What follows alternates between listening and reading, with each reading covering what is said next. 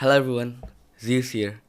This is the story of how DIDID went from nothing at pump.fun to the number one trending token on dexscreener and how it reached an all-time high of 1.9 million.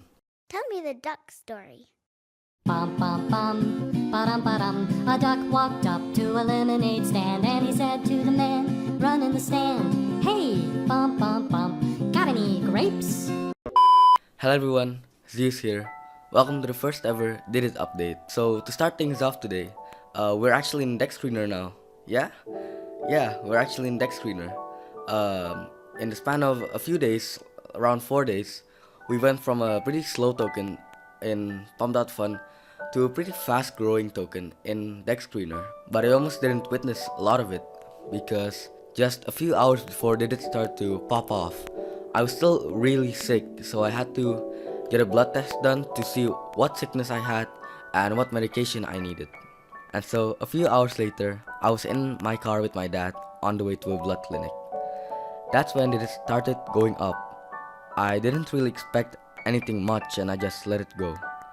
A few minutes later, as my father and I are entering the blood clinic, my phone starts blowing up with notifications, and that's when I realized that we were suddenly 95% of the way to being the king of the hill, which was just madness. I immediately told my dad about this and we just went crazy.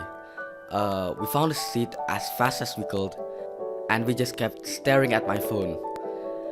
It was like a magnet to our eyes. We couldn't just look away. The ride home was one of the most stressful yet joyful experiences of my life.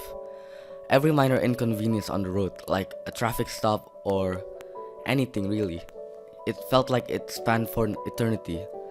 We were so close to dexscreener, and the Telegram group, they were all going nuts. One minute we were at 92%, another we were at 93%, and the next we were at 98%. It was just so crazy. When my father and I arrived at our house, the chart had slowed down a little bit. It was still going up every minute, but it wasn't as fast as it was a few hours ago. And that's when we hit it, 100% of the way there to dexscreener. I chuckled. We originally planned to have a VC event on that weekend. We wanted to use that to go to King of the Hill. Now we had smashed past the goal of achieving the King of the Hill badge, and in fact, we'd achieved the ultimate goal of reaching dexscreener. The following hours came to me like a blur. It felt too good to be true. DIDID hovered at around the 11k market cap for around 3 days, and now, suddenly, we were doubling that every single hour. Numbers flew past my eyes, and slowly I had to digest the fact that this was really happening. We flew past 100k, 150k, 200k, 250k, then the market corrected itself, and for a few minutes we hovered at around 60k. What happens next, you ask? Wow, let me tell you, if you told me that we would reach the heights that we did just a few days ago, I would not have believed you. The Telegram group was full of people who supported the project. I want to thank everyone there who helped with the raids, helped with spamming all those kind messages in the group chat, and for everything you've done. Now, back to the token. If I were to describe the feeling I had in just one word, I wouldn't. I simply just wouldn't, because it was so much more than one word.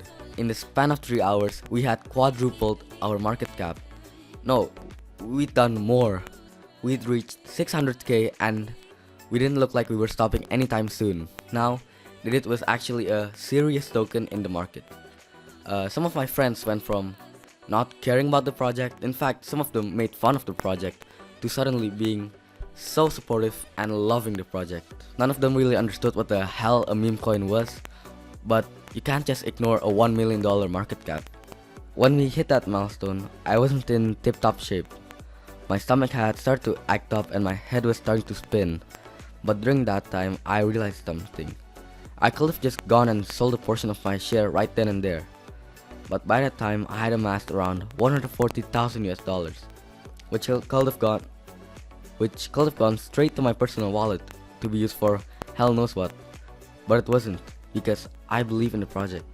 I believe that I have one of the best tokens in the world with arguably the best community in the world.